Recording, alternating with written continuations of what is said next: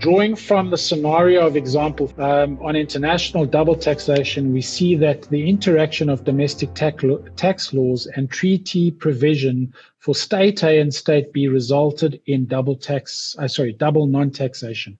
Would this scenario be considered as a case in point for BEPS concerns? If yes, how would a multilateral instrument help to resolve or prevent such a scenario?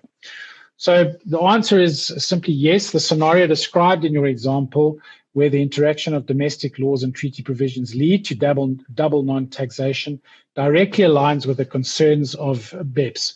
BEPS provides strategies by multinational corporations to exploit gaps and mismatches in tax rules to artificially shift profits to low or non-tax locations where there is little or no economic activity.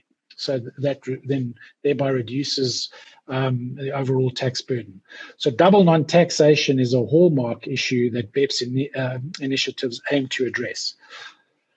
How BEPS relates to double non-taxation. So double non-taxation occurs when income is neither taxed by the resident state nor by the source state due to discrepancies or mismatches between the tax systems and treaties of the two states involved. This is precisely the type of loophole that BEPS projects are trying to target, and it allows corporations to significantly lower their effective tax rate, which in turn affects global tax revenues and integrity of tax systems. So the role of the multilateral instrument in addressing BEPS. To combat BEPS, the OECD have developed a set of actions, prominently including the development of the MLI. The MLI is designed to swiftly implement a series of tax treaty measures to update international tax rules and lessen the opportunity of tax avoidance by multinationals. And here's just a couple of examples or scenarios of how MLI helps to resolve that.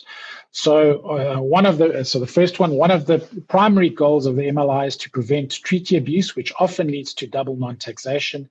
It incorporates provisions that ensure tax treaties are used to eliminate double taxation without creating opportunities for double non-taxation or reduced taxation through tax evasion and avoidance. The second example is the MLI introduces the principal purpose test, which is intended to deny treaty benefits in situations where obtaining that benefit was one of principal purposes of any arrangement or transaction. This would directly counteract arrangements that lead to double non-taxation.